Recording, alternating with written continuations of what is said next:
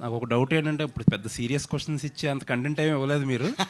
But గేదెకి లేకపోతే జంతువులకి కూడా ఆత్మలో దెయ్యాలు ఉంటాయా? ఉంటాయి సార్. అంటే అంటే ఆత్మ అనేది మనకు దెయ్యం ఉంటుంది అనేదే మిత్ యాక్చువల్లీ. సో దాన్ని మనం రకరకాలుగా ట్రావెల్ చేస్తూ వెళ్తూ ఉంటాం.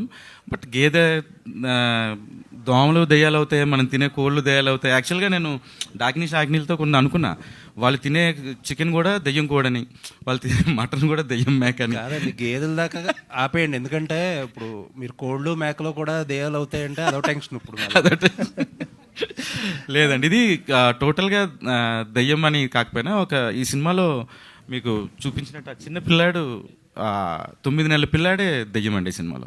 సో ఆ పిల్లాడు ఆడుకునే గేమ్లో పార్టీ అని ఒక్కొక్క ఐటమ్ని వాడుకుంటే తన రివెంజ్ ఎలా తీర్చుకున్నాడు అనేది కదండి. అంటే నాకు వెరీ ఇంట్రెస్టింగ్ ఏంటంటే ఆ గేదె అన్నారు కదా, గేదె ఆత్మని ఏమన్నా చూపిస్తారా? ఉందండి, ఉంది గేదె ఆత్మని, దానికి కాన్సెప్ట్ కూడా ఉంది. అది సొసైటీ రిలేటెడ్ ఉంటుంది. ఎనీవేస్, మనుషులు దెయ్యాలు ఆత్మలు ఉన్నాయా లేదా అనేది ఒక డిబేట్. ఇప్పుడు కొత్త డిబేట్కి ఒక ఎక్స్ట్రా ఫీడ్ యాడ్ చేశారు. Maybe sir. All the best అండి. Thank you so much sir. Hopefully this film will be with me ఐదో గారు. Sir, I hope on it sir.